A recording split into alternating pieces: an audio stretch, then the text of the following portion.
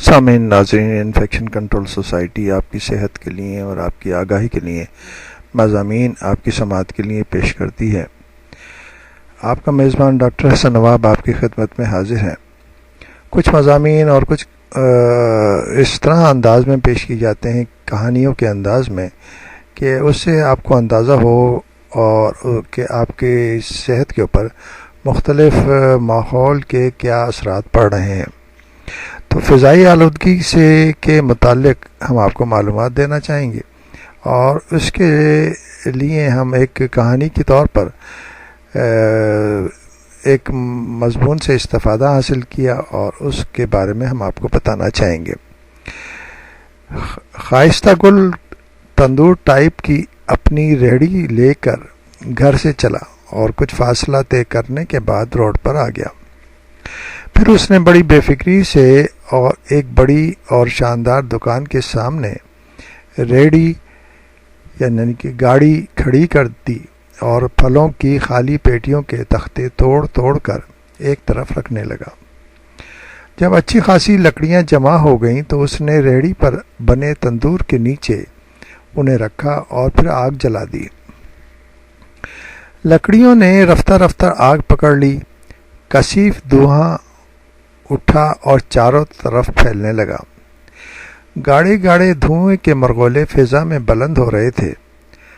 آس پاس کے لوگ دھوئیں سے بچ کر یا پھر آنکھیں بند یا آنکھیں ملتے ہوئے گزر رہے تھے، مگر خائستہ گل ان سب سے لاپرواہ اپنے کام میں مصروف تھا۔ وہ اپنی ریڑھی پہ مکئی کے دانے اور چنے بھون کر فروخت کرتا تھا۔ کئی برسوں سے اس کا یہی معمول تھا اور روزانہ صبح یہاں آ کر کھڑا ہو جاتا۔ شام تک اچھی خاصی آمدنی ہو جاتی تھی۔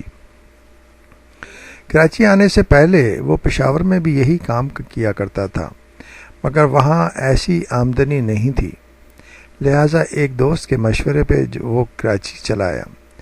کراچی آنے سے پہلے وہ خوفزدہ تھا کہ نہ جانے وہاں حالات کیسے ہوں اور اسے ریڑھی لگانے کا موقع ملے یا نہیں، کیونکہ وہ پشاور کے کسی بڑے بازار میں اپنی ریڑھی لے کر جاتا تو پولیس والے کہیں بھی ریڑھی کھڑی کرنے نہیں دیتے تھے۔ کبھی اس گلی میں کبھی اس گلی میں، اس آنکھ می چولی میں سارا دن گزر جاتا تھا۔ آمدنی کیا خاک ہوتی۔ اس کے دوست کا کہنا تھا کہ کراچی میں ایسا کچھ نہیں ہے، تم پوری آزادی کے ساتھ جہاں چاہو ریڑھی لگا سکتے ہو اور کوئی منع نہیں کرے گا۔ دوست جو کچھ کہتا تھا واقعی ایسا ہی نکلا، اور بڑی بے فکری سے کسی بھی سڑک کے کنارے اپنی ریڑھی کھڑی کرتا، دن بھر مکئی کے دانے بھونتا، دھوئیں کے مرغولے فضا میں چکراتے، مگر مجال ہے کسی نے اس سے کچھ کہا ہو۔ اور تو اور ان دکان کے مالکان نے بھی، جن کی دکان کے سامنے دن بھر ریڑھی کھڑی رہتی تھی، اسے نہیں ٹوکتے تھے۔ شام کو جب وہ بھری جیب کے ساتھ مطمئن شادماں اپنے گھر لوٹتا تو اسے احساس بھی نہ ہوتا کہ اس کی جلائی ہوئی لکڑیوں کے سبب نہ صرف دوسروں کی زندگیاں خطرے میں پڑ گئی ہیں، بلکہ وہ خود بھی دنیا کے ان 65 لاکھ انسانوں میں شامل ہو سکتا ہے جو ہر سال فضائی آلودگی کے باعث ہلاک ہو جاتے ہیں۔ اس طرح ایک عام سا یعنی کہ جو فرد ہے وہ کس طرح فضائی آلودگی پیدا کرتا ہے، اور ہمارے معاشرے میں اس کا احساس تک نہیں ہوتا کہ اس آلودگی سے کتنے افراد مسلسل متاثر ہو رہے ہیں اور کتنے افراد بیمار ہو کر اور اس سے ہلاکتوں کی اپنی جان کی بازی بھی ہار جاتے ہیں۔